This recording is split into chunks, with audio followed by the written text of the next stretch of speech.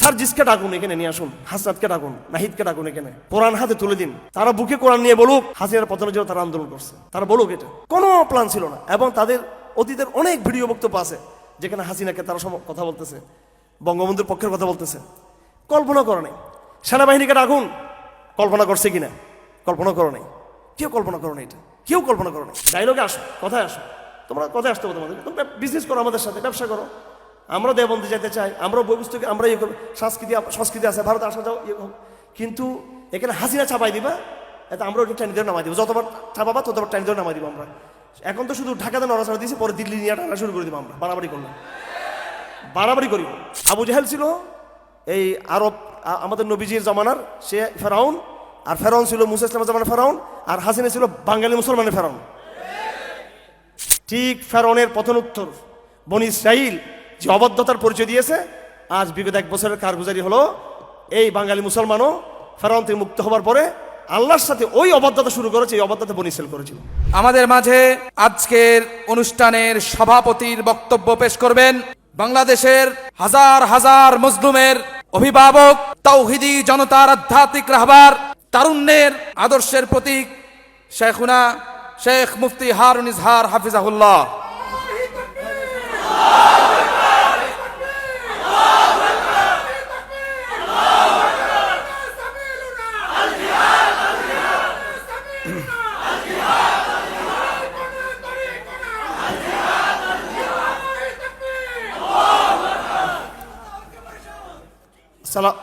ভাই কোনো দলের স্লোগান টোগান দিন, আমরা দল টল বিশ্বাস করি না, ব্যানারটা আমরা বিশ্বাস করি। আমরা সব জমা, আমরা সবাই উম্মাহ ইনশাআল্লাহ।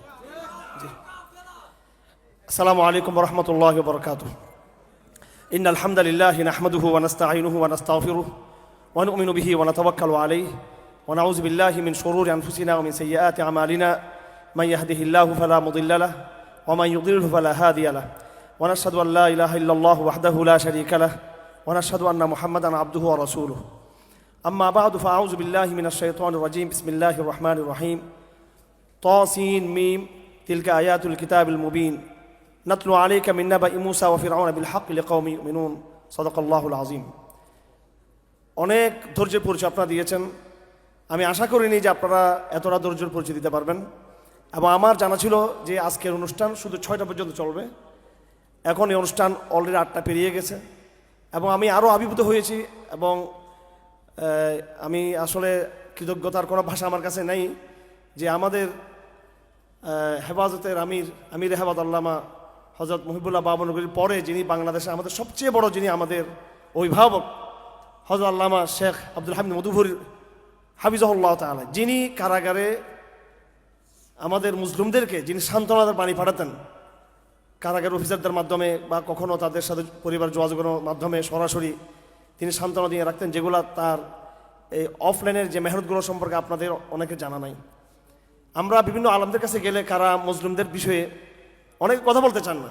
অনেকেই এই অনলাইনের অনেক বড় বড় অত্যন্ত জনপ্রিয় ব্যক্তিবর্গ, ওনাদের সামনে বলাই যায় না যে মুসলিমদের বিষয়গুলো, কারাগারের বিষয়গুলো, এবং রাজপথের অনেক গর্জন তর্জন যারা দেয়, এবং এমনকি যারা ওখানে ওই ময়দান থেকে যারা ফিরে আসছেন, আমি আশ্চর্যান্বিত যে একজন মানুষ কারা নির্যাতিত হওয়ার পরে আরেকজন কারা নির্যাতিতের পক্ষে কেমনে তার ভালোবাসা, যে তার দায়িত্ববোধ থাকে না, সেই জায়গায় আল্লামা হযরত মধুপুরী হাফিজাহুল্লাহ তাআলা প্রত্যেকটা বন্দির মুসলিমের খবর নিতেন। এবং একজন আজকে আলেম দিন হযরত মাওলানা আবু তাহের সাহেব, যিনি কারাগার থেকে বের হয়েছেন, তার পরিবারকে হযরত সারা প্রায় 15-16 বছর পর্যন্ত সান্ত্বনা দিয়ে গেছেন। তো তিনি আমাদের শুধু আনুষ্ঠানিক এখানে আসলে আমরা হযরতকে প্রধান অতিথি বানিয়েছি তা না, তিনি বাস্তবেই আমাদের একদম আন্তরিক একজন রাহবর। তো হযরত অসুস্থ, এত লম্বা সময় দিয়েছেন, আপনারা দেখতে পাচ্ছেন। এই হযরত এই অ্যাক্সিডেন্ট হয়ে আহত হয়েছেন, সিঙ্গাপুর থেকে আসছেন, মাত্র 2-1 সপ্তাহ আগে সিঙ্গাপুর থেকে আসছেন তিনি, 2-3 সপ্তাহ আগে। এরকম আহত শরীর নিয়ে তিনি এখানে এভাবে সময় দিবেন, আসলে এটা আমি কল্পনা করতে পারিনি। বাংলাদেশের শীর্ষ বিরুদ্ধ আলেমদের মধ্যে রক্তাক্ত ছবি যদি আপনারা খুঁজে পান, তাহলে একমাত্র পাবেন একটা ছবি, সেটা আল্লামা মধুপুরী হাফিজাহুল্লাহ তাআলা। আমি আপনাদের সকলকে আহ্বান করবো যে আপনারা সকলে হযরত আধ্যাত্মিক এই নেতৃত্বে আপনারা ঐক্যবদ্ধ থাকবেন ইনশাআল্লাহ আজিজ। এবং আগামী 15ই নভেম্বর হযরতের একটা বড় সমাবেশ আছে এই ঢাকাতে, খতমে নবুয়তের, উনি সেটার দায়িত্বশীল। আমরা সবাই দলবলে ইনশাআল্লাহ ঐক্যবদ্ধ আমরা হযরতের প্রোগ্রামে যোগদান করবো ইনশাআল্লাহ আজিজ।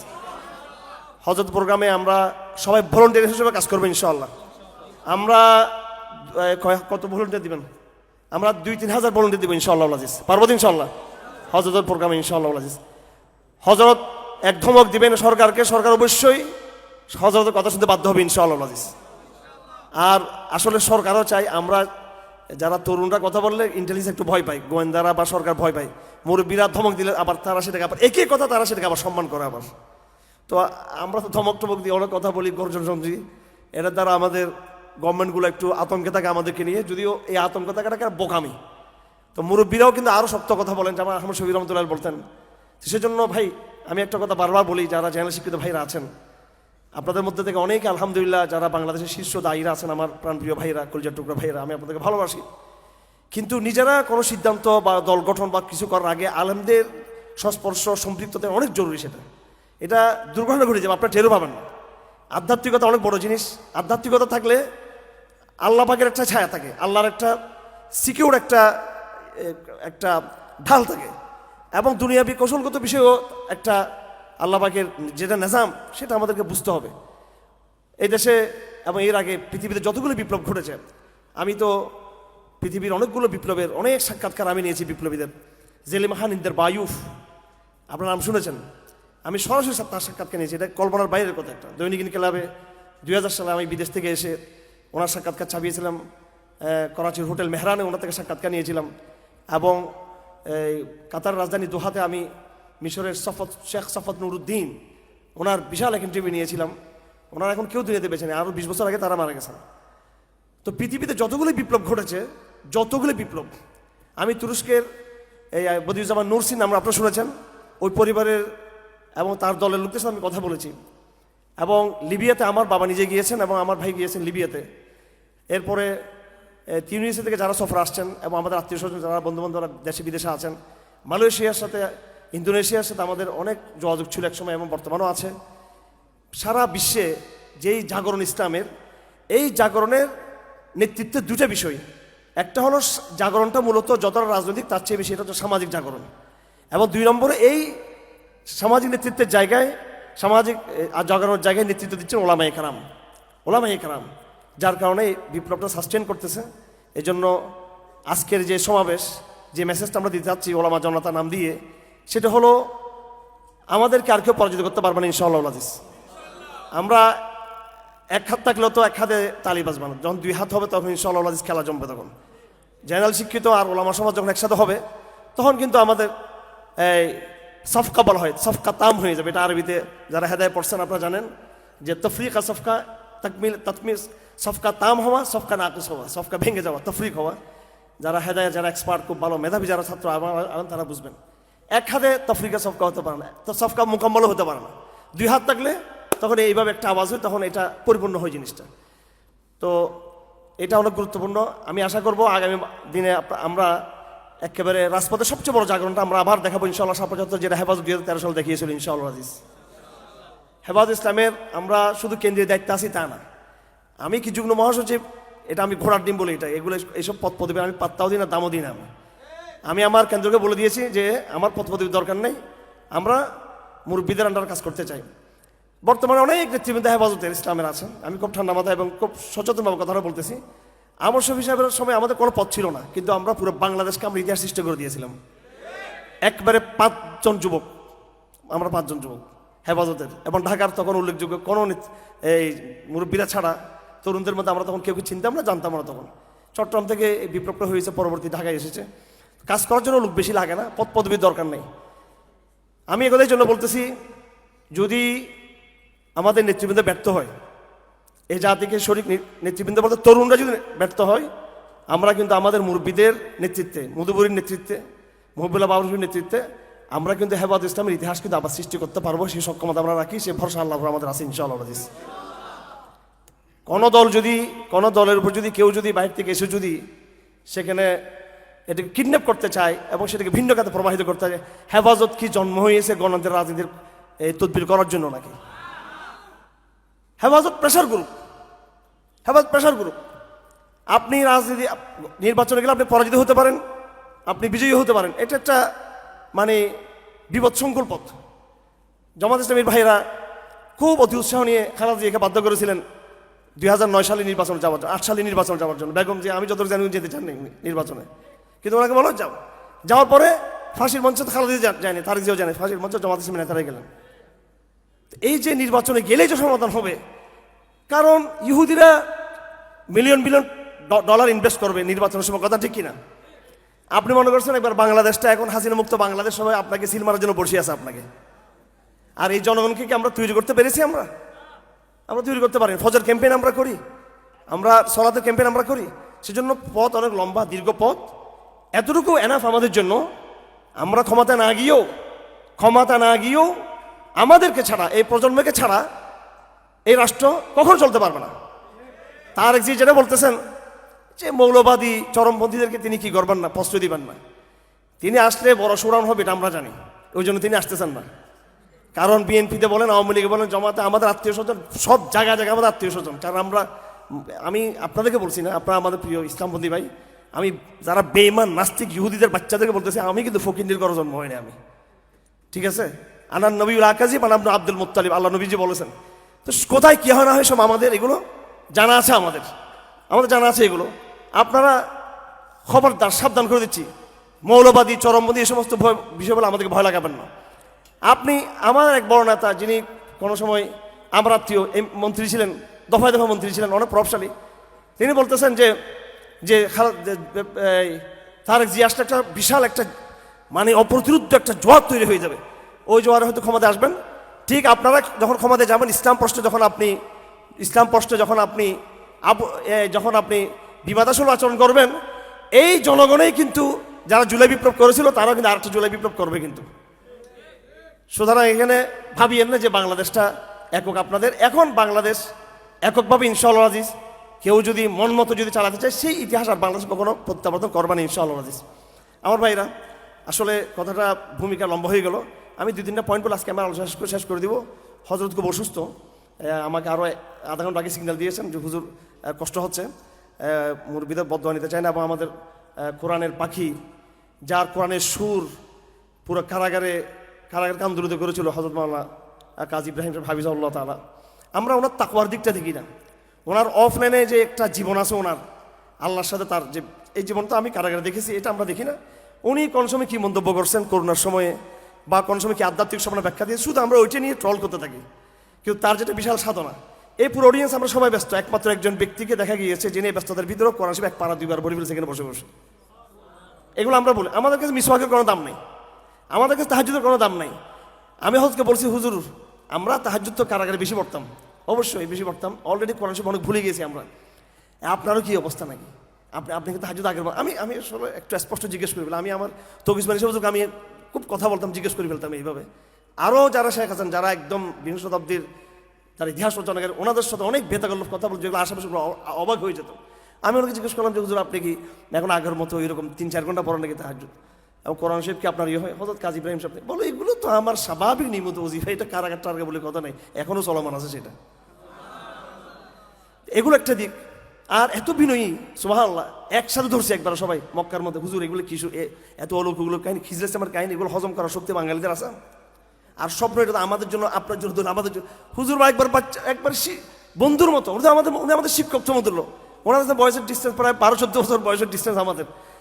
একেবারে সবাই ওনাকে, একজন ভাই তো এটাকে করলো ওনাকে, মানে ভালোবাসার বিষয় দিয়ে উনি সেটাকে সাদর গ্রহণ করলেন এবং বললেন যে এগুলো তোমাদেরটাও ঠিক আছে, আমারটাও আলাদা, এটাও আবার এক প্রকার ঠিক আছে, এটা সমন্বয় করে দিলেন। যাই হোক, এখানে যাদেরকে আমরা আনছি সচেতন বাবা আনছি, ইনশাল্লাহ ভালো কিছু হবে ইনশাল্লাহ আজিজ। আধ্যাত্মিক মেসেজ আছে, আল্লাহ পাকের আধ্যাত্মিক মেসেজ আছে, এটা বুঝতে হবে। স্বপ্ন আছে, আমরা কারাগারে বহু স্বপ্ন দেখেছি, অনেক স্বপ্ন আমরা দেখেছি কারাগারে, যেগুলো পরে বাস্তবিত হয়েছে। আমি একদম চট্টগ্রাম কারাগারে পরিষ্কার স্বপ্ন দেখেছি যে বিপ্লব ঘটে, আন্দোলন হয়ে, এটা 2022 সালে, 2023 সালের শুরু দিয়ে দেখছি স্বপ্নটা, বিপ্লব হয়ে আন্দোলন হয়ে পুরো বাংলাদেশে জনগণ বিজয় হয়ে হাসিনা পালা গেছে। আমি কারাগারের স্বপ্ন দেখছি এটা। আমি পরে আমি মনে করি দূর, এটা আমরা মনে হয় কল্পনার থেকে দেখছি মনে, এটা আমি নিজেই বিশ্বাস করি না, 1 বছর বিশ্বাসই করি না আমি, এটা আমি গুণাগার কি স্বপ্ন এটা। পরে আবার যখন বের হলাম, ঠিক হাসিনা পতন হওয়ার একেবারে পরে আবার 7-8 দিন আগে স্বপ্ন দেখলাম যে ভয়ঙ্কর ভূমিকম্প, উলট মানে একবারে সব কিছু ইয়ে হয়ে যাচ্ছে, বাংলাদেশ ধ্বংস হয়ে যাচ্ছে। আমরা একটা জীর্ণ শীর্ণ ঘরে ছিলাম, ভাঙাচোরা ঘরে, তো ঘরটা কিন্তু ভেঙে পড়তেছে আমার উপরে। কিন্তু সব ধ্বংস হচ্ছে, কিন্তু আমরা যে ঘরে আছি প্রচণ্ড ভূমিকম্প, ঘরটা জীর্ণ শীর্ণ ভাঙাচোরা ঘর, এখনই ভেঙে পড়বে কিন্তু ঘরটা ভাঙতেছে না। তো তো এইভাবে ভূমিকম্প আসবে, আমাদের ঘর, আমাদের কিস্তি ভাঙাচোরা, জোয়ার আসবে, এই কিস্তি ডুববে না ইনশাআল্লাহ আজিজ। আল্লাহ পাক আমাদেরকে, আমাদের নবীজিকে দুনিয়া থেকে উঠিয়ে নিয়েছেন এই 1400 বছর আগে, কিন্তু নবীজি মাধ্যমে একটা যে দিয়ে গেছেন আমাদেরকে, সেটা আপনারা জানেন, বলতে পারবেন সেটা কি? কিতাবুল্লাহ সুন্নাত রাসূল তো আছে, সেটা তো আছে। আরেকটা কি দিয়ে গেছেন? ওহির একটা অংশ, সত্য স্বপ্ন। যত দাজ্জালের জামানার কাছাকাছি হবে, ইজা তাকারাবাজ জামান তাকাদুর ইলম তাসদুক, যখন জামানা যত নিকটবর্তী হবে কিয়ামতের দিকে যাবে, মুসলমানদের স্বপ্নগুলো সত্য হয়ে থাকবে। অনেক মুবাশশারাত আছে আলহামদুলিল্লাহ, এগুলো একবার ফেলে দেওয়ার মতো না। এই মুবাশশারাতগুলো আমাদের হয়তো মাওলানা মতিফুর সাহেব হাফিজুল্লাহ তাআলা ওনারা এগুলো বুঝেন, এগুলো বলেন না। এবং ডক্টর কাজী ইব্রাহিম সাহেব, উনি আপনাদের ভয়ে আজকে আধ্যাত্মিক জগতে হয়তো জান নাই, মনে ওনার অনেক আধ্যাত্মিক মেসেজ ছিল, কিন্তু আজকে বাঙালিগুলো হজম করার তো শক্তি নেই, হজম করার শক্তি, ট্রলবাজির শক্তি। যারা ট্রল করে তাদের পকেটে কি মিসওয়াক আছে? যারা ট্রল করে তাদের হাতে কি কোরআন আছে? খালি আমি ট্রল করি। মানুষকে সামগ্রিক মূল্যায়ন করতে হবে। আমাকে নিয়ে সব ট্রল করতেছে যে আপনিও পাগল হয়ে গেছেন মনের সাথে সাথে, মনে মানে কি একটা অবস্থা। আমি বিচার দিচ্ছি আল্লাহর কাছে আপনাদের নামে যে মানে আমরা একটু তো আধ্যাত্মিকতা শূন্য হয়ে গেছি। আমি কেন মতিফুর সাহেব হুজুরকে, আমি কোনো ব্যক্তিগত স্বার্থে আমি এই হুজুর আমি আসিনি। আমি চট্টগ্রামের লোক, চট্টগ্রামে আমার বাবা তো একজন মুরব্বী, আমার বাবার বয়স হয়তো মতিফুর হুজুরের বয়স হচ্ছে হয়তো আমার বাবার বয়স কম বা মনে হয়তো বেশি হয় কিনা। হ্যাঁ, আমার ঘরে তো আমার বয়স্ক মুরব্বী আছে, পড়িয়াতে আছে, হাটাদারিতে আছে, হ্যাঁ, বাবনগরে আছে। আমি হজরতের মধ্যে দেখছি অন্তরে একটা নূর দেখছি, মতিফুর সাহেবের মধ্যে সাদা, অন্তরটা একবার সাদা ফ্রেশ, মনে বিদ্বেষ হিংসে কিচ্ছু বুঝান না হজরত একদম। তো এরকম যদি লিডারশিপ পাওয়ার পর যদি আপনারা যদি তার সাথে যদি ঐক্যবদ্ধ না হন, তাহলে কখন হবেন? ব্যক্তিদের ভিন্ন ব্যক্তিগত বিষয় থাকে, উদ্যোগ থাকে, সেটা ভিন্ন বিষয়, কিন্তু সামগ্রিকভাবে আমাদের এই বিষয় বুঝতে হবে। যাই হোক, আমি আসলে কথা দীর্ঘায়িত করে ফেলছি। আলহামদুলিল্লাহ, আমি আপনাদের যে উৎসাহ দেখতেছি, আমি তো মনে করছি অডিয়েন্সটা 5টা বাজে ভেঙে যাবে। 5টা বাজে ভাঙে নাই, তো মনে করছি যে এটা 6:30টার দিকে আসার সময় ভেঙে যাবে, অলরেডি এটা মনে করছি আমি। এখন সেটাও ভাঙে নাই আলহামদুলিল্লাহ, আর 8টা বাজে এখনও ভাঙে নাই অডিয়েন্স। তার মানে আমাদের অডিয়েন্স এটা ওই যে বিএনপি আর আওয়ামী লীগ মার্কা অডিয়েন্সটা আমাদের এটা। এমনকি আমি আরেকটা কথা বলছি, আমাদের অন্য ইসলামী দল হচ্ছে এই অডিয়েন্সটা আরও বিশুদ্ধবাদী। মানে আমার মনে হয় যে থাকতে বললে হুজুর অসুস্থ না থাকলে, আমরা যদি এখন ঘোষণা করি যে এখন থেকে একটা কর্মশালা চলবে রাত 12টা পর্যন্ত, সব থেকে যাবে এখানে আমার মনে হচ্ছে। এবং এদেরকে বিরিয়ানি প্যাকেটও দিতে হবে না, ক্ষুধার্ত অবস্থা থাকবে। এইরকম দিল তৈরি করতে হবে ইনশাআল্লাহ আজিজ। আপনারা প্রত্যেকে গিয়ে ফিরে যাবেন, একজন এখান থেকে ফিরে যাবেন, তলহা হয়ে, জুবাইর হয়ে, খালিদ বিন ওয়ালিদ হয়ে ফিরে যাবেন আপনারা। আপনারা হুযায়ফাতুল ইয়ামানি এবং উবাইদুল জাররাহ হয়ে আপনারা ফিরে যাবেন ইনশাআল্লাহ আজিজ। আপনাদের হাতেই বাবরি মসজিদ আবার বিজয় হবে ইনশাআল্লাহ আজিজ। যেহেতু আপনাদের বয়স কম, আপনারা, আমাদের বয়স বেশি হয়ে গেছে, আপনাদের বয়স কম, আপনারা অন্তত হিন্দুস্তানের জীবদ্দশায়, আপনাদের জীবদ্দশায় তার 3/1 ওয়ান-থার্ড আপনাদের হাতে চলে আসবে সেটা, এবং বাকিটা আরও পরবর্তী সময় আপনাদের প্রজন্মের হাত ধরে চলে আসবে। আমার ভাইরা, আমি বাস যে 3-4টা মেসেজ আমি খালি লিপিবদ্ধ করেছি, এগুলো দিয়ে আমি কথা শেষ করতেছি। এগুলো আমার এতক্ষণ ভূমিকা ছিল। একটা উর্দুতে কথা আছে, তামান্না মুখতাসার সিথি মাগার তামহিদ তোলানি, যে আমার বলার আশা ছিল, প্রেমের ভাষা ছিল খুব অল্প, কিন্তু তোমার সাথে আমি অনেক দীর্ঘ ভূমিকা রেখেছি। এখন আমার মূল মেসেজটা দিয়ে দিই। আমি মূল মেসেজটা হলো, ভাইরা আমার, আমি হজরতের কাছে আবার ক্ষমা চাচ্ছি, আসলে হজরত বেজায় বিরক্ত না হন। আমি খুব দ্রুত শেষ করার চেষ্টা করবো ইনশাআল্লাহ। এবার আপনারা একটু ঠান্ডা মাথায় মেসেজ করেন, আমি কোনো গরম বক্তব্য করবো না। আলহামদুলিল্লাহ, আমাদের হজরত মাওলানা তৌহিদের মুয়াজ্জিন হযরত জসিমউদ্দিন হাফিজাহুল্লাহ তাআলা ঐতিহাসিক জাতির উদ্যোগটা আজকে ভাষণ দিয়েছেন। এই ভাষণটা একটা ঐতিহাসিক ভাষণ, কিন্তু আজকে প্রেক্ষাপটে এই ভাষণটা একটা ঐতিহাসিক ভাষণ। কারণ এই ইন্টারিম গভর্নমেন্টকে একটু থামানো দরকার, কিন্তু ওনাদেরকে একটু মেসেজ দেওয়া দরকার। এবং আমরা বারবার বলছি, আমরা সবাইকে সহযোগিতা করতে চাই, ইন্টারিমকে সহযোগিতা করতে চাই। বিশেষ করে বাংলাদেশ সেনাবাহিনীর যে ভূমিকা ছিল, বিগত আন্দোলনের সেনাবাহিনীর তরুণদের যে ভূমিকা ছিল, এগুলো আমি বারবার বলি, ওনাদের ভূমিকা। এবং অফিসারদের মধ্যে অনেককে আমরা চিনি। আমি তো বলেই দিচ্ছি, চট্টগ্রামে যিনি জিওসি এবং আরও বিভিন্ন ডিভিশনের জিওসি যারা ছিলেন, আমরা অনেক পরে জানতে পারছি যে আন্দোলনে তারা কিন্তু সক্রিয় তার ভূমিকা রেখেছিলেন। ওই শক্তিটা আধিপত্যবাদ বিরোধী শক্তি এখনও আছে সেটা বাংলাদেশে। সুতরাং ওলামা, জনতা এবং দেশপ্রেমিক, ইসলামপ্রেমিক সেনাবাহিনী এবং রাজনীতিবিদদের মধ্যে যারা সত্যিকার, যারা আদর্শবান, এই শক্তি যদি ঐক্যবদ্ধ থাকে, ইনশাআল্লাহ আজিজ, এই বাংলাদেশকে পরাজিত করা দূরের কথা, বরং বাংলাদেশ হবে দক্ষিণ এশিয়ার পরাশক্তি ও বাংলাদেশ ইনশাআল্লাহ। তো আমরা কাজ করতে চাই এবং ওই স্কিল এবং ওই ইন্টেলেকচুয়ালিটি এবং ওই মনের এই আবেগ এবং চেতনা আমাদের মধ্যে আছে, আমাদের উপর আস্থা রাখতে পারবেন। সন্দেহ করলে চলবে না, এটা গোয়েন্দা সংস্থায় বলে দিচ্ছি, সন্দেহ করবেন না। এখন ওই আগের ইতিহাস একদম পাস্ট ইজ পাস্ট, যা গেছে সেটা আর রিটার্ন নয়। আর একটা যেন কর্নেল জিয়া, কি নাম ওর নাম, মেজর জেনারেল খুনি জল্লাদ জিয়াউল হাসান যেন তৈরি না হয়, জল্লাদ জিয়াউল হাসান যেন তৈরি না হয়। আর এই জন্য বাহিনীগুলো নিজেকে ওইভাবে সংস্কার করে নেবেন, ইনশাআল্লাহ নতুন বাংলাদেশ পাবেন। তো যাই হোক আমার ভাইরা, আমার আজকের আলোচনার প্রথম পয়েন্টটা হলো এই ঘটনা প্রবাহকে আমরা কীভাবে দেখতেছি, জুলাই বিপ্লবকে। দীর্ঘ আলোচনার সুযোগ নেই, যেহেতু এখানে মুরব্বীরা আছেন। মুরব্বীরা না থাকলে আমি আলোচনা একটু দীর্ঘায়িত করে বলতাম, বুঝাইতাম, সেটা আপনারা বুঝে নেওয়ার চেষ্টা করবেন। আমার এই জাতীয় বক্তব্যগুলো ইউটিউবে আছে, ধরে নেবেন। প্রথম পয়েন্ট, কোরআনিক পার্সপেক্টিভ থেকে এই বিপ্লবটাকে দেখতে হবে। এখানে অনেক বিজ্ঞ সাংবাদিকরা আছেন, বুদ্ধিজীবীরা আছেন, আমার চেয়ে যারা পড়ালেখা বেশি করেছেন, পলিটিক্যাল সায়েন্স এমন ভাইরা এখানে আছেন, এবং পুরো অডিয়েন্সটা শিক্ষিত অডিয়েন্স। আমি পলিটিক্যাল সায়েন্স পড়তে পড়তে এই যে আমার চোখের চশমা এটা নষ্ট হয়েছে, কিন্তু বুখারী তিরমিজি পড়তে পড়তে যতটুকু তার চেয়ে বেশি এই পলিটিক্যাল সায়েন্সটা বেশি পড়তে হয়েছে, আমার আরও বেশি পড়তে হয়েছে। হাজার হাজার পৃষ্ঠার ইতিহাস জানতে হয়েছে আমাকে, কিছু মনে করবেন না। এমন না যে আমরা হাবা গোবা কিছু বুঝি না, খালি এমনি আধ্যাত্মিক তসবি জবি ব্যাপার, সেটা না। প্রত্যেকটা ঘটনার পিছনে আল্লাহর কুদরতি হাত কিন্তু কাজ করতেছে, প্রত্যেকটা কুদরতি ঘটনার পিছনে। এগুলো আসলে জানি না আমি আপনাদেরকে বুঝাতে পারতেছি কিনা বিষয়গুলো, আমার অডিয়েন্স বা আমাদের শ্রোতারা এগুলো বুঝতেছে কিনা। জুলাই বিপ্লবটা হয়েছিল আল্লাহর কুদরতি সিদ্ধান্তের মাধ্যমে। সার্জিসকে ডাকুন এখানে নিয়ে আসুন, হাসরাতকে ডাকুন, নাহিদকে ডাকুন এখানে, কোরআন হাতে তুলে দিন, তারা বুকে কোরআন নিয়ে বলুক হাসিনার পতনের জন্য তারা আন্দোলন করছে, তারা বলুক। এটা কোনো প্ল্যান ছিল না, এবং তাদের অতীতের অনেক ভিডিও বক্তব্য আছে যেখানে হাসিনাকে তারা কথা বলতেছে, বঙ্গবন্ধুর পক্ষের কথা বলতেছে। কল্পনা করে নেই। সেনাবাহিনীকে ডাকুন, কল্পনা করছে কিনা? কল্পনা করো নেই, কেউ কল্পনা করো নেই, এটা কেউ কল্পনা করো নেই। কিন্তু এমন, এবং আপনারা সবাই জানেন যখন হাসিনা যখন আদালতের মাধ্যমে কোর্টের পক্ষে রায় দিয়ে দিল, সবাই আমরা বলছিলাম কিনা যে আন্দোলন শেষ, বলছিলাম কিনা আমরা? এবং আসলেই তারপর আন্দোলন চলার তো কোনো কথাই না। প্রাইভেট বিশ্ববিদ্যালয়ের ছেলেদের কোনো ইন্টারেস্ট আছে? ওরা কি কোটা ফোটার কোনো, ওরা তো প্রাইভেট ওরা তো পাবলিক বিশ্ববিদ্যালয়ের ছাত্র না। ওরা কেন নামছে আন্দোলনে? ওরা কেমনে নামলো? তো এগুলো সুবহানাল্লাহ, এগুলো আল্লাহর পক্ষ থেকে। আমি একটা তথ্য আজকে দিতে বাধ্য হচ্ছি, হেফাজতের একজন কেন্দ্রীয় দায়িত্বশীল হিসেবে আমি ইসলামপন্থী অনেকের সাথে যোগাযোগ করছি। আমি কিন্তু আমার ভাইদেরকে পাই না, কিন্তু ওনারা আজকে এমপি হওয়ার জন্য স্বপ্নে একবার লালায়িত হয়ে গেছেন ওনারা। এখন আমি বলতে চাই না ভাইদেরকে, আমার ছোট ভাই বড় আমার সমাবেশ যারা আছেন, কেউ কেউ তখন কারণ তারা মনে হচ্ছে হারুন একটা পাগলা, এটা মনে হয় এটা আবেগেই ও সরকার তো টিকে যাবে, হাজিরা টিকে যাবে, হাজিরা টিকে যাবে, এরকমটা ফোনের রেসপন্স পায় না। কিন্তু আল্লাহর এক বন্দা ক্যান্টনমেন্ট থেকে ফোন দিল এক সেনাবাহিনীর মিডল ক্লাসের বলতে আপনার বুঝেন লেফটেন্যান্ট কর্নেল বা মেজর এই টাইপের অফিসার। সে তার নাম আমাকে বলে নেন। আমি মনে করছি হাজির আমার পিছনে ডিজিএফে লাগাইছে আমার মনে ধরার জন্য। আমি তারা ধরি, কারণ আরও আমার সে পরিচয় দিচ্ছে, আমি ক্যান্টনমেন্ট থেকে বলতেছি পরিচয়, আর ডাইরেক্ট আমার মোবাইলে যেটা রেকর্ড হচ্ছে, আমি তাকে রেসপন্স করি নাই। সে বারবার বলতেছে আপনারা রাজপথে ইয়ে থাকুন, আমরা গুলি চালাবো না, কথা দিচ্ছি।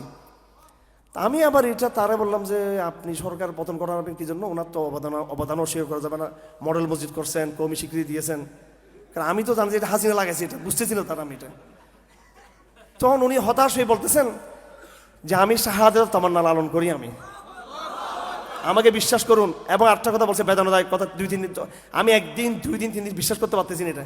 শেষ উনি বললেন আপনি আমাকে কখনো আর পাবেন না, আপনি আমাকে কখনো আপনার আমার কথা বলেন, এই নাম্বারটা এখনো আছে, আর তারা পাওয়া যাচ্ছে এখন আর পাচ্ছি না তাকে। এই ব্যক্তি মূল মেসেজটা দিয়েছেন আমাদেরকে, হেফাজতকে, চরমুনাইকে মেসেজটা দিয়েছেন। উনি নিজে বলেছেন যে আমরা চরমুনাইকে দিয়েছি মেসেজটা, এবং অন্যান্য ইসলামপন্থীদেরকে মেসেজ দেওয়ার চেষ্টা করেছেন, এবং অত্যন্ত আশা নিয়ে আমাকে ফোন করেছেন যে এই গভর্নমেন্ট পড়ে যাবে, আল্লাহর রাস্তা আপনারা স্থির থাকুন রাজপথে, কারণ আমরা গুলি চালাবো না। আমরা বললাম আপনাদের অফিসাররা তো গুলি চালাবে, বলো বন্দুক আমাদের হাতে, আমাদের গুলি চলবে না। এরপরেই কিন্তু সেনাবাহিনী যারা এলিট, ওনারা কিন্তু চেঞ্জ হয়েছেন কাদের কারণে? হ্যাঁ, এটা বুঝতে হবে আমার ভাইয়েরা। আমি জিজ্ঞেস করতে চাই, কে কোন সত্তা যে সেনাবাহিনী 17 বছর টিকে ছিল বাংলাদেশে, কিছুই করে নাই, বরং তারা হাজিরার পক্ষে ছিল? এই যুবক তরুণদের অন্তরাস ক্যান্টনমেন্টের ভিতরে, যেখানে আমরা বই নিয়ে শহীদ কুতুব বই নিয়ে ক্যান্টনমেন্টে যাওয়া সম্ভব? বলেন, ওখানে কি এই মোটিভেশনাল কোর্স করা সম্ভব? ওখানে কি হারুন এজারের সাথে যোগাযোগ করা কি সম্ভব? জমিসুদ্দুর রহমানের সাথে? তাদের অন্তরে কে ঢেলে দিল কে ঢেলে দিল? যে গুলি আর চালাইও না, কে ঢেলে দিল? এগুলো সার্জিসদেরকে বলুন, আপনারা ডক্টর ইউনূসকে বলুন, এগুলো হাসনাতদেরকে বলুন। এই সেনাবাহিনীর এই অংশটুকু যদি সেদিন যদি ইউটার্ন না নিত, কোনো দিন এই বিপ্লব সফল হওয়ার কোনো স্বপ্ন কেউ দেখাতে পারতো না। এটা আপনি কীভাবে জল কামানের সামনে টিকতেন, কামানের সামনে কীভাবে টিকতেন? এটা যদি ওরা যদি এগ্রেসিভ থাকতো, এটা আল্লাহ তাদের অন্তরকে ফিরিয়ে দিয়েছে এইভাবে। অলরেডি সেনাবাহিনী যাচ্ছিল মোবের দিকে। যাই হোক, আল্লাহর বাস্তা রাখবেন, আল্লাহ পাক ফেরাউনকে ধ্বংস করেছে। আমি এবার জিদ্দা গিয়েছি, আমি লোহিত সাগর পাড়া দাঁড়িয়েছি, আমার মেয়ের বাসা হচ্ছে জিদ্দায়। আমি আমি আমার মধ্যে আবেগ চলে আসছে, হয়তো আল্লাহু আকবার। লোহিত সাগরের এই যে দক্ষিণ উত্তর দিকে, ওইদিকে সিরিয়ার ওইদিকে মানে প্রান্তিক যেতে যেখানে সুয়েজ কালের ওইদিকে গিয়ে ফেরাউনকে আল্লাহ পাক ডুবাই দিল।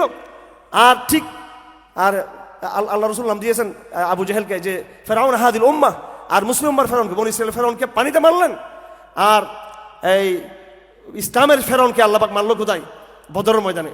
সেই বদর ময়দানটা দেখতে গেলাম, এবার দেখে আসছি। ওখানে পুলিশ যেতে দেয় না, যেখানে আবু জেহেল আছে ওখানে যেতে দেয় না। ওখানে আবু জেহেল যেখানে জাহান্নামের গর্তে এখন আগুনে ফুটতেছে, ওরা যেতে দেয় না। তো এই উম্মতের আবু জেহেল ছিল এই আরব আমাদের নবীজির জমানার সে ফেরাউন, আর ফেরাউন ছিল মুসা ইসলামের জমানার ফেরাউন, আর হাসিনা ছিল বাঙালি মুসলমানের ফেরাউন। তো এইটা কীভাবে বুঝতে হবে? আচ্ছা, তো ফেরাউন তো চলে গেল, এখন কোরআন এবার আসুন, কোরআনের পার্সপেক্টিভ থেকে আমরা রাজনীতি বুঝতে হবে। আমাকে কোরআনের সাথে মিলেই বুঝতে হবে। কোরআনে এবার কি বলা আছে? কোরআনে বলা আছে এবার বনী ইসরাইলের ওয়ানুরিদু আন নামুল্লা আলাল্লাযিনা ইসতুদঈফু ওয়া নাজআলহুম আইম্মাতান ওয়া নাজআলহুমুল ওয়ারিসিন ওয়া নুমাক্কিন লাহুমুল আরদা ওয়া নুরিয়া ফিরআউনা ওয়া হামানা মিনহুম মা ইয়াহজারুন। আল্লাহ পাক বলেন এবার আমি ক্ষমতা রিপ্লেস করব। এবার ক্ষমতা, এবার পরাশক্তি শেষ। এবার নদীর ওপারে চলে গেলেন ফেরাউন, এই মুসা বনী ইসরাইল। আল্লাহ পাক তাদেরকে বলেন এবার তোমরা নেতৃত্ব বুঝে নাও, তাওরাত নাও, বাইতুল মুকদ্দাস নাও, এবার জাতিকরণ করো। বনী ইসরাইল করলো বেয়াদবি। কথা ঠিক কিনা? ঠিক ফেরাউনের পতনোত্তর বনী ইসরাইল যে অবদ্ধতার পরিচয় দিয়েছে, আজ বিগত 1 বছরের কারগুজারি হলো এই বাঙালি মুসলমানও ফেরাউন থেকে মুক্ত হওয়ার পরে আল্লাহর সাথে ওই অবদ্ধতা শুরু করেছে। এই অবদ্ধতা বনী ইসরাইল করেছিল। সুতরাং আজকে বলে দিচ্ছি, এই জাতির কপালে দুঃখ লেখা আছে, এখানে দুঃখ লেখা আছে। বনী ইসরাইলের সাথে যে আচরণ হয়েছে, আমাদের সাথে সেই আচরণগুলো হবার আলামত স্পষ্ট। হাসিনা গেছে, সমাজ পুনর্গঠনের চিন্তা করুন, শিক্ষা পুনর্গঠন, আইন পুনর্গঠন, শরিয়াকে স্টেবল করা, ধীরে ধীরে ধাপে ধাপে। আমরা বলছেন যে এই মুহূর্তে শরিয়াকে পরিপূর্ণ, কারণ মানুষকে বুঝাতে হবে। দাওয়াতের ক্ষেত্রগুলো ইয়ে করুন, আল্লাহর তাকবীরের ধ্বনি তুলুন। পাগল হয়ে গেছে ক্ষমতার জন্য, পাগল পাগল পাগল পাগল পাগল পাগল পাগল হয়ে গেছে ক্ষমতার জন্য। যার মধ্যে পাগল হয়ে গেছে। এবং অবাধ্যতা সব কিছু আছে, সব বৈধতা আছে, কিন্তু শুধু ইসলাম নাই, আল্লাহর কথা নেই। এটা বললে একটা জঙ্গিবাদ, মৌলবাদ, এই জুজুগুলো এখনো আছে। এবং তারেক জিয়ার কথা যেটা আসতো, বা শুধু এটা তারেক জিয়া কেন, আপনারা রাগ করবেন না। আমরা কি চাই যে আওয়ামী লীগ আসুক? ক্ষমতা তো বিএনপি যাবে, এবং আমরা আসেন আপনারা, সেটা তো আমরা বিএনপির ক্ষমতায় এসে যদি ইনসাফ করেছেন আমরা তো খুশি। জামাতে ইসলামে আসুক, তাদের শক্তি আছে, চরমনে আসুক। কিন্তু বিএনপিটা তো কথা, এরা হচ্ছে বিএনপি হচ্ছে একটা ইয়ে টাইপের, ওদেরগুলো চলে আসে মিডিয়াতে।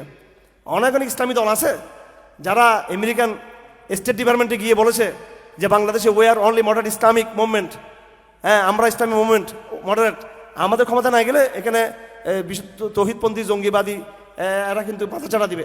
ওই ভিডিওতে আপনারা, ওই তো ফিস আপনারা শুনেন নাই, ওগুলো তো আমি জানি, কারণ আমি আগে বলছি আমার আত্মীয় স্বজন বন্ধু বান্ধব সারা দুনিয়াতে ছড়িয়ে আছে। কিন্তু একেবারে কোথায় কী করেন এগুলো আমরা জানি, এগুলো খবর আসে আমাদের কাছে।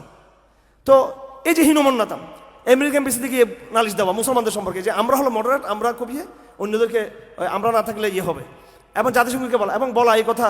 আপনারা এটা আমি আত্মসমালোচনা বলতে চাই, আপনারাও আমাদের যাদের ব্যাপারে তারাও আমাদের ভাই, যে দে আর কনভিন্সড, অহংকার করে বলা।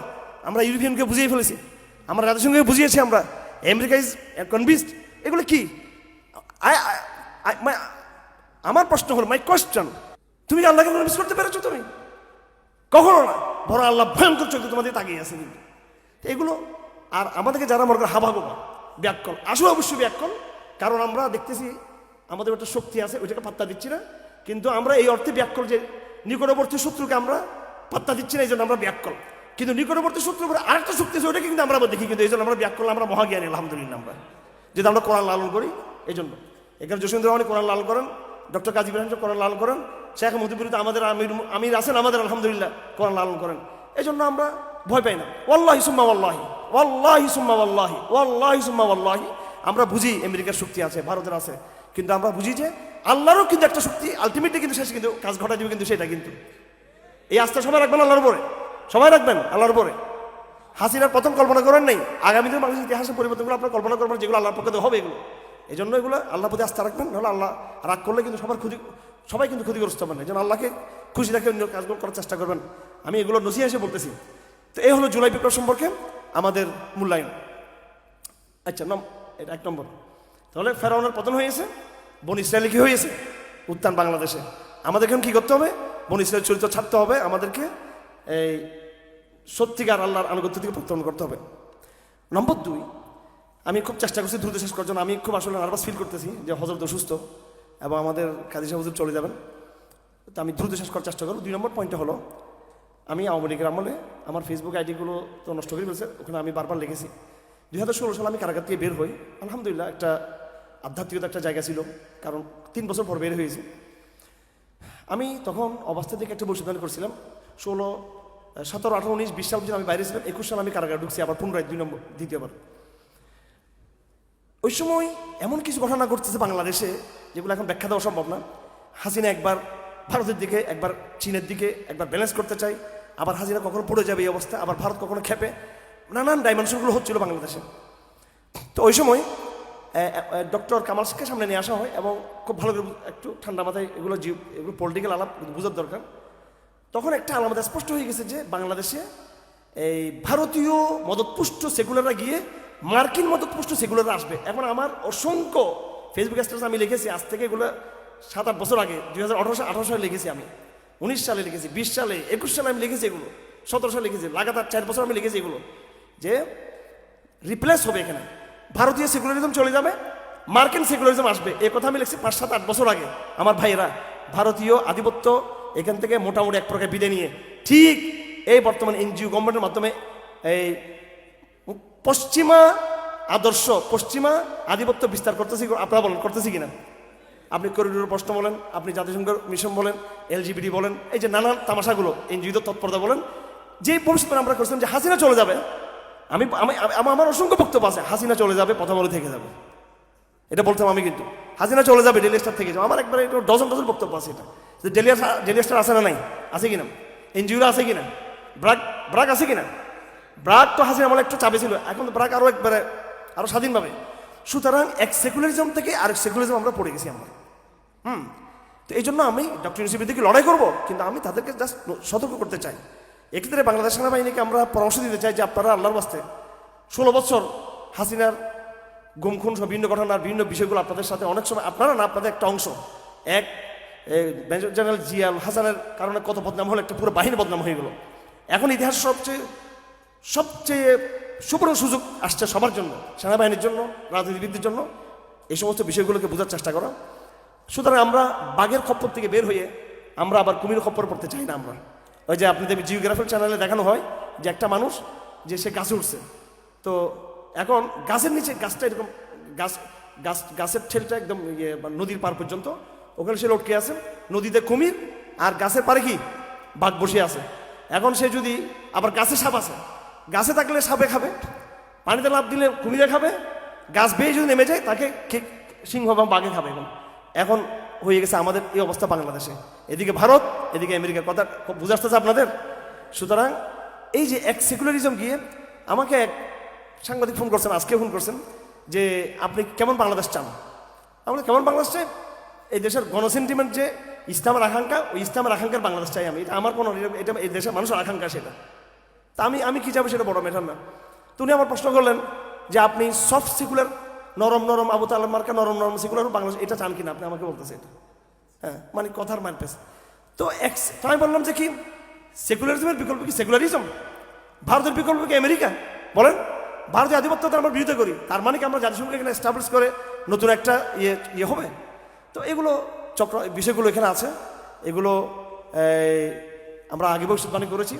এখন আমরা সরকারকে প্রস্তাব দিতে চাই যে যেইভাবে ভারতীয় আধিপত্যের মোকাবেলা এদেশের জনগণ করেছে এবং ভারত পরাজিত হয়েছে, আলহামদুলিল্লাহ, আল্লাহু আকবার, ভারত পরাজিত হয়েছে, আমরা প্রজ্ঞার সাথে আমাদের নিজস্ব সুকীয় মূল্যবোধ নিয়ে নিজস্ব এজেন্ডা পলিসি আমরা নির্ধারণ করব, নিজস্ব foreign policy, academic policy, education policy, economical policy আমরা নিব, ডিপ্লোম্যাটিক পলিসি আমরা নিব, নিয়ে আমরা আমাদের অর্থকে মজবুত করব, দেশকে মোটিভেশন করব, ইসলামকে আমরা মধ্যমণি মানাবো এবং আমরা স্মার্টলি আমরা বিদেশে আমরা হ্যান্ডেলিং করবো। তারপর ইনশাআল্লাহ আজিজ এইভাবে চ্যালেঞ্জগুলো ফাংশন করা যাবে। তো কথা এটাই যে এক চক্রান্ত থেকে আরেক চক্রান্ত পড়ে যাচ্ছি কিনা, এক আধিপত্য থেকে আরেক আধিপত্য আমরা চলে গেছি, অলরেডি যাচ্ছি। এই বিষয়গুলো 2 নম্বর আমার পয়েন্ট। 3 নম্বর হলো বাংলাদেশে ত্রিমুখী জিও পলিটিক্যাল একটা ক্রাইসিস তৈরি হয়েছে। এগুলো জুলাই পরবর্তী এই চ্যালেঞ্জগুলো আর কি। একদিকে চীন তার স্বার্থ রক্ষা করতে চায় বাংলাদেশকে দিয়ে, আরেকদিকে ভারত তার আবার নতুন করে সে বাংলাদেশ তার আধিপত্য বিস্তার করতে চায়, আমেরিকা, মোটামুটি এই 3টা দেশ তার স্বার্থ নিয়ে কাজ করতেছে। এবং আগামী দিনে বাংলাদেশে কারো ক্ষমতা আসবে ভাই, এটা আপনারা জনগণ কি চায় না চায় সেটা কিছু আসা যায় না। বেজিং কি বলে, দিল্লি কি বলে, ওয়াশিংটন কি বলে, আমাদের ক্যাবলা তো মক্কাতে, কিন্তু এখানে বাংলাদেশ যারা পলিটিক্স করে কারো ক্যাবলা বেজিং, কারো ক্যাবলা দিল্লি, কারো ক্যাবলা হচ্ছে কি ওয়াশিংটন।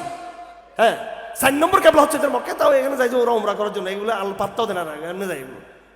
আমি আবার রমজানে গেলাম ওমরাতে, হজে গেলাম ওমরা, একটা ছাত্র থেকে দেখলাম না কোনো ওমরা হজ করতে যেতে পারে, একটা করে দেখলাম না। কি রে ভাই তোরা কি, আশ্চর্য ব্যাপার, আধ্যাত্মিকতা কোথায়? একটা লোক গেল না এই হজের মৌসুমে। এটা প্রথম হজ ছিল সম্ভবত, এটা প্রথম হাসিনা পতনের পরে এটা তো প্রথম হজ ছিল, এটা প্রথম ছিল হজ ছিল এটা। এই হজে আল্লাহ এমন মনে কষ্ট পেয়েছি, দরকার ছিল পুরো ইন্টারিম গভর্নমেন্টের সমস্ত এই মেম্বাররা, উপদেষ্টারা হজে যাওয়া দরকার ছিল। এবার আমি আহ্বান করতেছি আজকে মাহফিল থেকে ডক্টর ইউনূসের নেতৃত্বে এহরাম পড়ে, আমি এহরামটা শিখে দেবো কেমন পড়তে হবে। এহরাম পড়ে সবাই যেন তওবা করার জন্য সবাই যেন যেতে যায়, কাবা শরীফে গিয়ে মকাম ইব্রাহিম গিয়ে সালাত আদায় করে তওয়াফ করে, কাবা এবং রাসূলুল্লাহর দরবারে গিয়ে সালাম করে বেয়াদবি মাফ চাই আসে ওরা যা করছে বিগত 1 বছর। কি বলেন আপনারা?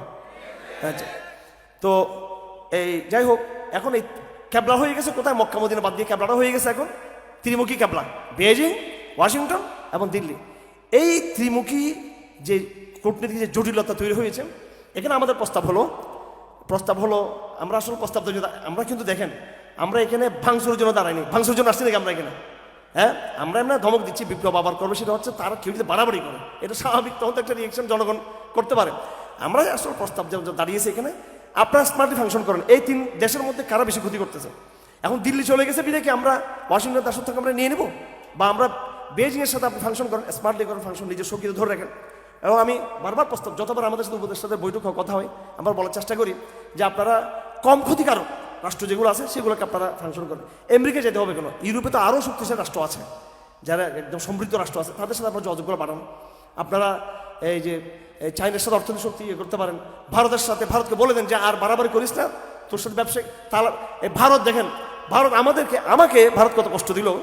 ভারত কেন? আমি তালেবানের বাচ্চা, আমি হলাম তালেবানের প্রোডাক্ট, আমি হলাম তালেবান সমর্থক, আমি ছোট তালেবান। আর বিগ তালেবান আমার দাদা নাকি তালেবান, ওদের সাথে ভারত গিয়ে পায়ে তেল মারতেছে গিয়ে, আর আমার মারতেছে সন্তোষ শর্মা দিয়ে আমার করতেছে নির্যাতন ডিমান্ডের মধ্যে। হইলো এটা যেদিন ভারতের গোয়েন্দা সংস্থা আমাকে জিজ্ঞাসাবাদ করে রিমান্ডে, তো আমাকে নিয়ে যাচ্ছে মানে আল্লাহর ক্ষুদ্র দিকে। তখন আমার স্ক্রিনের ভেসে আসলো যে দোহায় কাতারে ভারতীয় উচ্চ প্রতিনিধিদের সাথে তালেবানদের বৈঠক। আমাদের কিরে, ওরা আমার নিচ্ছে তালেবানদের দালাল বলে আমার মারার জন্য, সারা রাত নির্যাতন করছে আমার, যে তালেবানদের সমর্থক কারাগার, আনসার ইসলাম কারাগার, হরকুল জাত কারাগার, জঙ্গিরা কারাগার। অথচ স্ক্রিনে দেখা যাচ্ছে যে দিল্লির সাথে তালেবানদের 2 হাতে বৈঠক। তো শক্তির মানে কি বলে, শক্তের ভক্ত নরমের জম আমাদেরকে পাইছে। তো ভারতকে এগুলো ছাড়তে হবে, কথা পরিষ্কার। ডায়লগে আসো, কথায় আসো, তোমরা কথায় আসতে হবে, তোমাদের তোমরা বিজনেস করো, আমাদের সাথে ব্যবসা করো। আমরা দেবন্দে যেতে চাই, আমরা বই পুস্তকে আমরা ইয়ে করবো, সংস্কৃতি আছে, ভারত আসা যাও ইয়ে হোক, কিন্তু এখানে হাসিনা চাপাই দিবা, এতে আমরা ওটা টানি ধরে নামাই দিব, যতবার চাপাবা ততবার টানি ধরে নামাই দিব আমরা। এখন তো শুধু ঢাকাতে নড়াচড়া দিয়েছি, পরে দিল্লি নিয়ে টানা শুরু করে দিব আমরা, বাড়াবাড়ি করিব। এখানে কি গজবদুল হিন্দের প্রস্তুতি নিছে আমাদের, কোথায় আমাদের ঘাটি ক্যাম্প আছে আমাদের, কি একবারে আমরা জিহাদ করে ভারতকে ইয়ে করে ফেলতেছি। তোমরা বরং আমাদের মেয়েদেরকে, আমাদের ছেলেদেরকে, আমার তরুণদের, আমাদের মসজিদগুলো ধ্বংস করতেছো। আমরা তোমাদের কোনো মসজিদ ধ্বংস করছি? তো এইগুলো হচ্ছে জিও পলিটিক্যাল যে ক্রাইসিস তৈরি হয়েছে ত্রিমুখী, এই বিষয়ে আমি রাষ্ট্রকে বলবো স্মার্টলি ফাংশন করুন, কূটনৈতিক মুরুদকে বাড়ান, মেরুদণ্ড তৈরি করুন। পুরুষত্বহীন এইভাবে কোনো রাষ্ট্র হতে পারে না, এটা ব্যালেন্স করুন আপনারা। এবং মুসলিম বিশ্বের সাথে আপনারা সম্পর্ক উন্নয়ন করুন, মালয়েশিয়ার সাথে, তুরস্কের সাথে এবং বিভিন্ন আরব কান্ট্রির সাথে ইনভেস্ট নিয়ে আসুন। আমি একটা প্রস্তাব এখানে দিতে চাই, সেটা হলো এই রাষ্ট্রের উন্নয়নের জন্য আমরা অংশীদার হতে চাই। আমি অন্তত যদি সরকার যদি চাই, এই সরকার বা পরবর্তী সরকার, তাহলে আমরা ইনশাআল্লাহ আজিজ এই আরবি প্রশিক্ষণপ্রাপ্ত কওমি জগতের আমরা হাজারখানিক আমরা কর্মী দিব, স্মার্ট কর্মী, যারা মিডল ইস্টে দূতাবাসগুলোতে যারা যারা চাকরি করবে এবং তারা স্মার্টলি আমরা তাদেরকে প্রশিক্ষণ দিব এবং তারা বিপুল পরিমাণে হাজার মিলিয়ন বিলিয়ন বিনিয়োগ তারা নিয়ে আসতে পারবে ইনশাআল্লাহ আজিজ। আমরা আশিক চৌধুরীকে দেখছি, আমরা আশিক প্রেজেন্টেশন আলহামদুলিল্লাহ। আশিক চৌধুরী যে আমি চ্যালেঞ্জ করে বলতে চাই, আমি একজন হারুন জানি ইনশাআল্লাহ আজিজ, আশিক চৌধুরী যে বিনিয়োগ এনে দিচ্ছে তার চেয়ে 10 গুণ বিলিয়ন বিনিয়োগ আমরা নিতে পারবো ইনশাআল্লাহ আজিজ। কারণ আমরা ওই স্মার্ট আরবি আমাদের জানা আছে, আমাদের প্রজন্মের, আমরা পুরো প্রজন্মকে আমরা ইউটিলাইজ করবো ইনশাআল্লাহ আজিজ। আবার সেটা কীভাবে হ্যান্ডেল করতে হবে সেটা আমরা সুযোগ দিলে আমরা আমাদের স্কিল দেখাতে পারবো। আপনি সুযোগ দিবেন না বলে এটা তো আবার জঙ্গি পুনর্বাসন, আবার আলাদা হলে বলে ও তো বিচ্ছিন্ন হয়ে গেছে, আমার মানে দুইটা দোষ, আমাদের সব দোষ। এবার দেখেন আমরা রাষ্ট্র আমাদেরকে দিয়ে দেখেন আবার কি করা যায়। যাই হোক, তো এই স্মার্টলি আপনারা এই রাষ্ট্রকে বলতে চাই যে ক্রাইসিস তৈরি হয়েছে, এখন 3টা রাষ্ট্রের চাপ বেড়ে গেছে। আমেরিকার চাপ, দিল্লির চাপ আগে ছিল, হয়তো এখন একটু কিছুটা এখন বেশি চাপ। এগুলোকে রাষ্ট্রের উচিত এগুলো ভালোভাবে ফাংশন করা। 4 নম্বর কথা, আপনাদের আমাদের কাজ কি এখন শরিয়া প্রতিষ্ঠা করা এই মুহূর্তে, এটা আমি জিজ্ঞেস করতে চাই আপনাদেরকে। দেখেন, আবার না বললে ইমান থাকবে না, এটা নিয়তের ব্যাপার। এটা যদি ফখরুল সাহেবের মতো হয়ে যায় তখন তো আবার সমস্যা। এটা দেখেন, এখানে একটা আমরা একটা প্র্যাকটিক্যাল হয়ে যাচ্ছে এখানে আমরা কতটুকু চাই, আমরা এতটুকু চাই যে একটা স্পেস তৈরি হয়েছে। এটা আপনাদেরকে বলতেছি আমি, এটা এই কথা রাষ্ট্রের জন্য, এটা আপনাদের জন্য এবং পুরো বাংলাদেশে আমার দাওয়াতি ভাইদেরকে আমি মেসেজ দিতে চাই, একটা স্পেস তৈরি হচ্ছে এখানে। আগে তো মোবাইল নিয়ে গেলে ট্র্যাক করে কোন দিকে ধরে, কোন দিকে গুম করে, খুন করে, এটার কোনো কি নেই, ছিল না। এখন একটা শান্তি বা কিছুটা তুলনামূলক কয়দিন থাকে জানি না সেটা, কারণ বিদেশি চক্রান্তের হাতে আমরা বারবার তো আমরা দেশকে বিক্রি করে দিই। এখানে আমরা দাওয়ার উপর থাকবো, কিসের উপর থাকবো? এই জাতি, এই জনগণ, এখানকার এলিট ক্লাস, এখানকার এই সোসাইটি, এখানকার সুশীল সমাজ, এখানকার মিলিটারি, এখানকার ব্যুরোক্রেসি, এবং এখানকার সাধারণ জনগণ, এখানকার নারী সমাজ, শিক্ষিত নারী সমাজ, এখনও তারা শরিয়াকে বাস্তবায়ন করার যেহেতু আসে নাই, শরিয়তের পিপাসা তৈরি করার জন্য, শরিয়াকে চাবার জন্য আমরা গণহারে গণদাওয়াত চালাতে হবে এখন আমাদেরকে, গণদাওয়াত।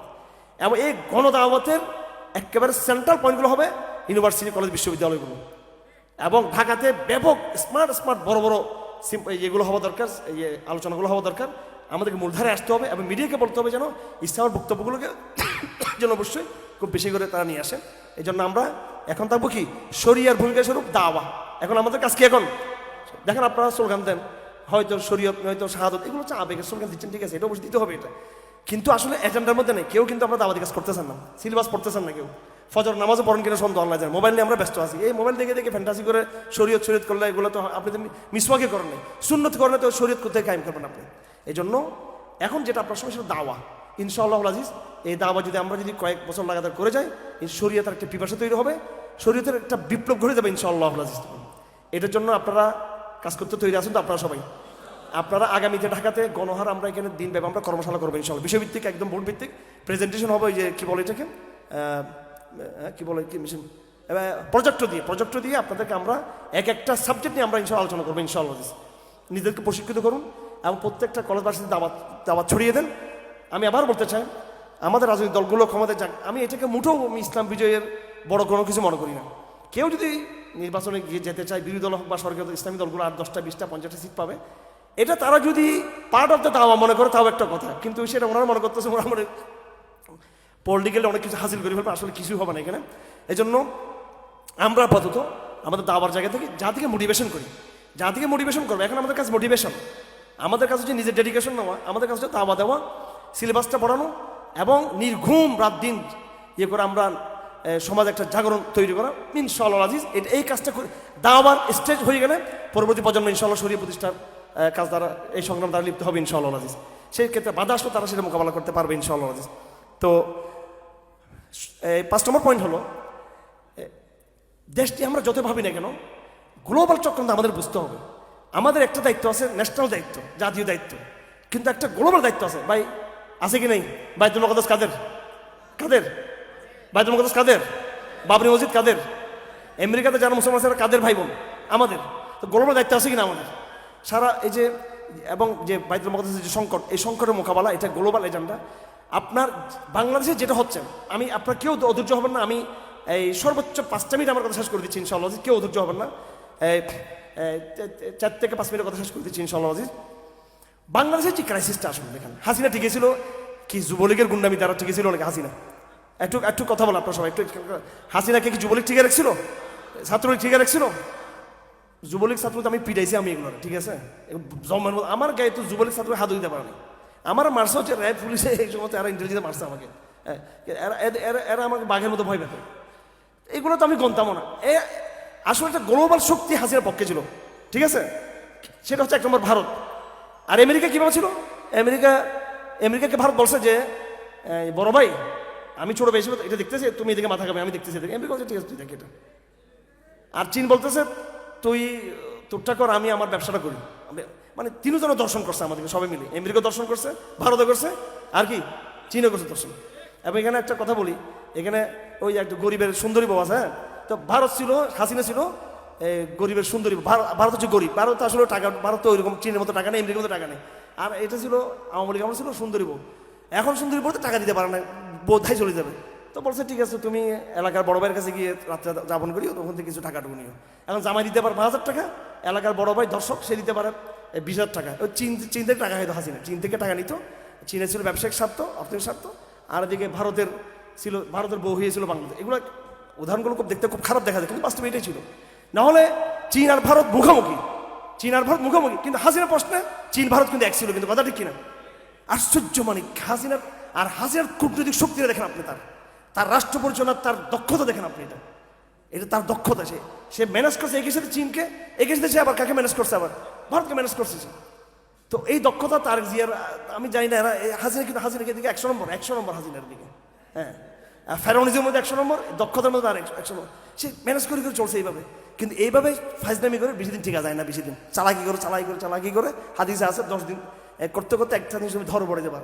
তো এটাই হয়েছে। যাই হোক, আমরা যেটা বলতে চাচ্ছি, যতগুলো সংকট হাসিনা যে আগে ছিল, হাসিনার যে ফেরাউনিজম, এটার পিছনে বিদেশি শক্তি ছিল। কি ছিল এটার পিছনে? বিদেশি শক্তি। এখন যারা আছে তাদের পিছনে কিন্তু আরেক বিদেশি শক্তি।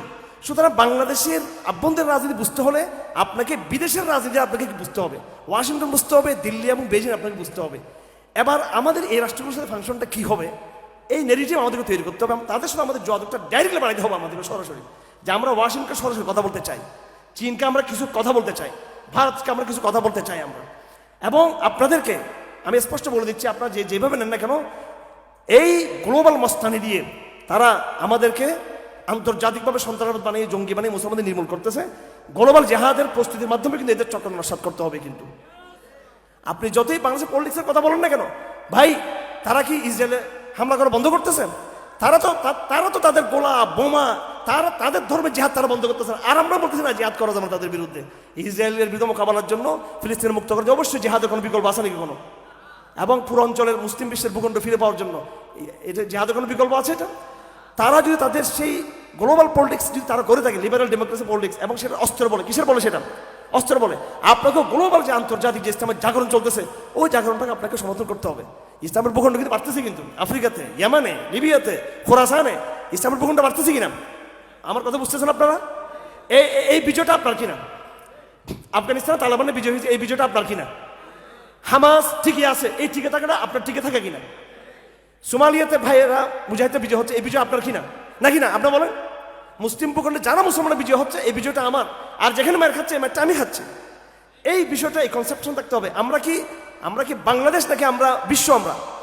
আমরা কি গোষ্ঠী, দেশ নাকি আমরা উম্মা? হ্যাঁ, বস আমাদের রাজনীতি বোঝার জন্য এই পয়েন্টটা একটু মনে রাখতে হবে। 5 নম্বর পয়েন্ট। তারপরে 7 নম্বর পয়েন্ট হলো, আপনারা শুধু আনুষ্ঠানিকতা না থেকে আপনাদেরকে কিছু কাজের মধ্যে আসতে হবে, কিছু দাওয়াতি কাজ আসতে হবে এবং মোটিভেশনাল কাজ আসতে হবে। আগামী দিনে আপনাদেরকে যে সমস্ত কর্মসূচি আমরা দিব, এগুলো তো আপনারা চেষ্টা করবেন। আমি একটা ব্যাখ্যা দিয়ে ফেলি, ওলামা জামাত পরিষদ আসলে এটা কোনো আমাদের পরিচিতি না। এটা হলো আমরা রাজপথে আমাদের মেসেজ পৌঁছানোর জন্য একটা জাস্ট প্ল্যাটফর্ম। আমাদের কোনো দল নেই, আমরা হচ্ছে আল্লাহর দল। আবার আল্লাহর দল নামে আরেকটা সংগঠন, আবার ওইটা না, আবার হ্যাঁ এটা আবার বলে যে আল্লাহর দল আরেকটা সংগঠন, ওইটা না।